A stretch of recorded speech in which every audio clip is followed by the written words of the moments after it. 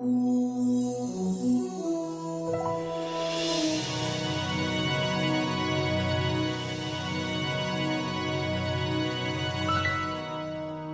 purificación de los pecados. ¿Se efectúa la purificación de los pecados una sola vez o muchas veces? La respuesta es la siguiente: la purificación de los pecados se efectúa una sola vez. Hebreos 1:3 nos dice: habiendo efectuado la purificación de los pecados, se sentó a la diestra de la majestad en las alturas. En este versículo vemos que la obra de Dios de purgar los pecados se llevó a cabo. Hebreos también 7:27 nos lo dice: porque esto lo hizo una vez para siempre, ofreciéndose a sí mismo. También Hebreos 9:12 nos lo dice de esta manera: por su propia sangre entró una vez para siempre en el lugar santísimo, obteniendo así eterna redención. Hebreos 9:25 y 26 dice: y no para ofrecerse muchas veces, pero ahora una sola vez en la consumación de los siglos se ha manifestado para quitar de en medio el pecado por el sacrificio de sí mismo. También Hebreos 10 y 12 nos dicen: por esa voluntad somos santificados mediante la ofrenda del cuerpo de Jesucristo, hecha una sola vez para siempre.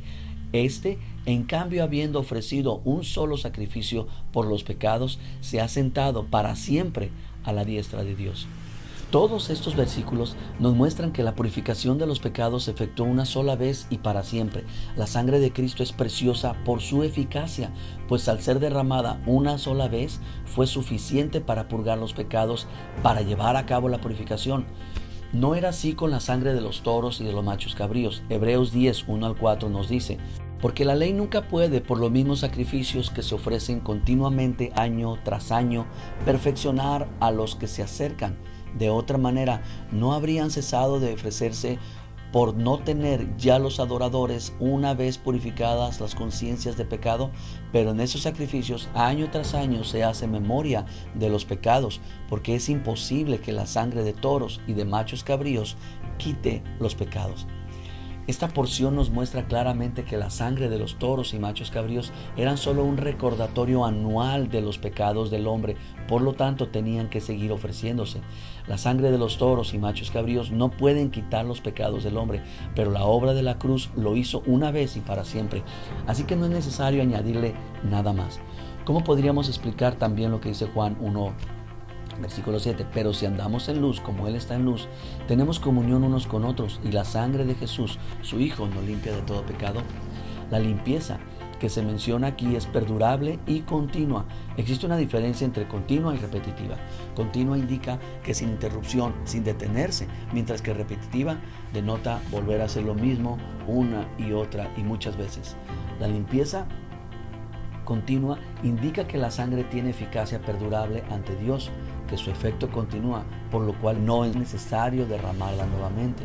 Si no comprendemos la eficacia que tiene la sangre del Señor ante Dios, entonces consideraremos la sangre del Señor igual a la de los toros y machos cabríos. Aún después de que el hombre haya cometido pecados, la sangre no lo limpia otra vez, sino que cuando él confiesa los pecados, cree que la sangre lo lavó y entonces obtiene la paz. Supongamos que un pecador quiere ser salvo. La pregunta sería: ¿llega a ser salvo por creer que Cristo murió por él o Cristo viene otra vez a morir por él en ese momento? El pecador se salva o es salvo cuando cree que Cristo ya murió por él. Cuando un creyente, por ejemplo, comete algún pecado, obtiene la paz al creer que la sangre de Cristo le ha limpiado sus pecados, o al creer que Cristo viene nuevamente a derramar su sangre y limpiarlo. Obviamente obtiene la paz al creer que la sangre de Cristo ya lo lavó. Veamos lo que en la tipología significan las cenizas de una becerra rojiza, descrita en Números capítulo 19. La becerra tenía que reunir 3 condiciones. 1. No debía tener mancha ni defecto, lo cual tipificaba la ausencia total de pecado en el Señor Jesucristo. 2. Nunca se le había puesto yugo, lo cual tipifica que el Señor Jesucristo jamás fue esclavo de Satanás. Y 3. Debía ser alazana, de color rojizo, lo cual significa que el Señor cargó con nuestros pecados. El color rojo tipifica el pecado según Isaías 1:18, y dice así: si vuestros pecados fueren como la grana, si fueren rojos como el carmesí. El rojo se encuentra en la piel y en el pelo de la becerra, pero no en su interior, lo cual es semejante al Señor Jesús, que no tiene pecado, pero llevó sobre sí los pecados del hombre. La becerra rojiza es sacada del campamento para ser quemada afuera, igual que el Señor, el cual padeció fuera de la puerta. La becerra rojiza era usada como ofrenda por la expiación de los pecados y su sangre era rociada sobre el tabernáculo de reunión, pero si se usaba para la purificación, se rociaba sobre el individuo. Esta becerra era quemada en un modo diferente al de los demás sacrificios. En Números 19, 5 al 6 lo podemos ver. Y hará quemar la vaca ante sus ojos, su cuerpo y su carne y su sangre con su estiércol.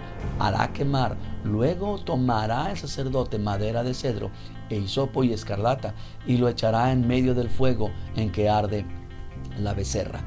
La madera de cedro y el hisopo representan toda la creación. Primera de Reyes 4:33, desde el cedro hasta el hisopo, así lo dice. Y la escarlata representa el pecado.